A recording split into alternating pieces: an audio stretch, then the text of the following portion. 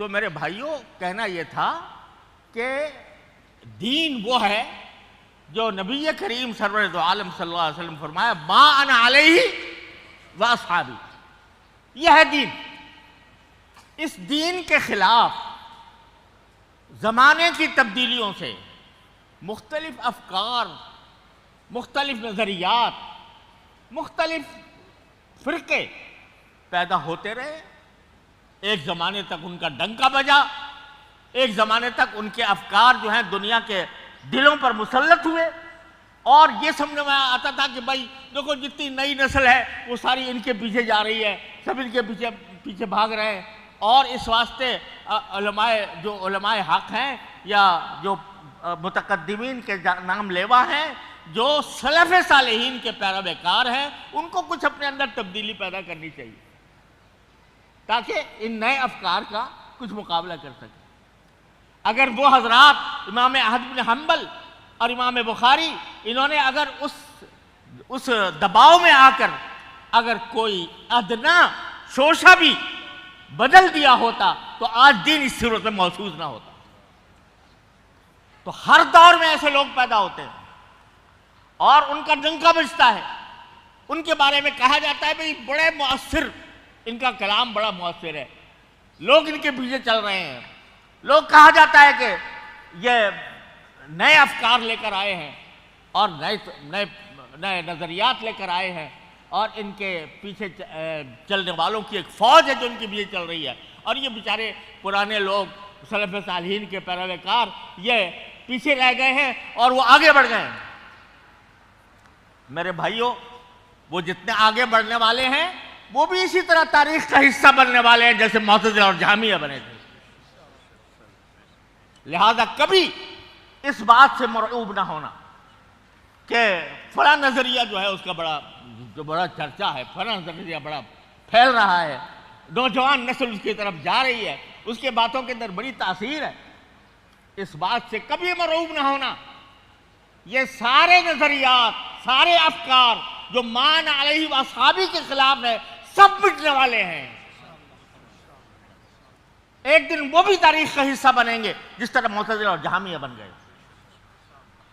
تو اس واسطے میں اس کتاب التوحید کو میں ایک سبق کے طور پر پڑھتا ہوں، سبق کے طور پر پڑھتا ہوں کہ دیکھو یہ سارے تھے، کہاں گئے؟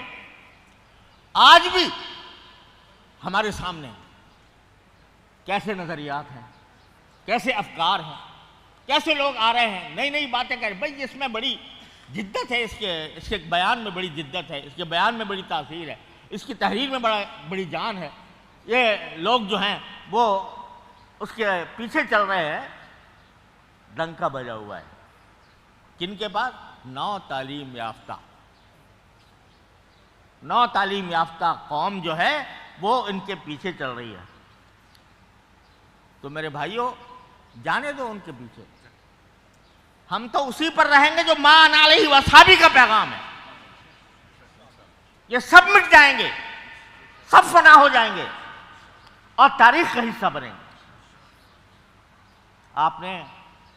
میں تو معتزلہ جہمیہ کی بات کر رہا ہوں، پاکستان ہمارے بر صغیر کے اندر دیکھو، تاریخ پر نظر ڈالو تو ایک زمانے میں مشرقی صاحب چل رہے ہیں،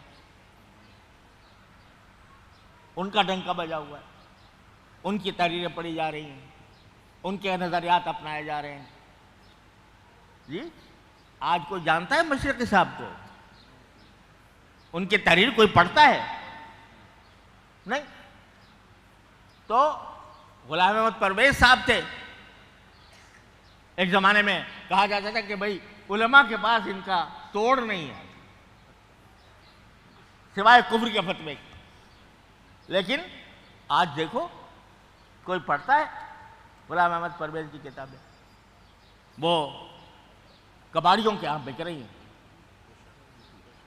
تو میرے بھائیوں، اپنے آپ کو مان علیہ و اصحابی کا پیغام دینے والا بنو، اور کسی بھی ادھر ادھر کی تحریکوں سے، ادھر ادھر کے نظریات سے یہ نہ سمجھنا کہ اسلام میں آج ترمیم کی ضرورت پیش آ گئی ہے، اسلام کے ہمیں اپنے سلف صالحین کے طریقے سے بدلنے کی ضرورت پیش آ گئی ہے، کبھی دماغ میں یہ خیال نہ لانا۔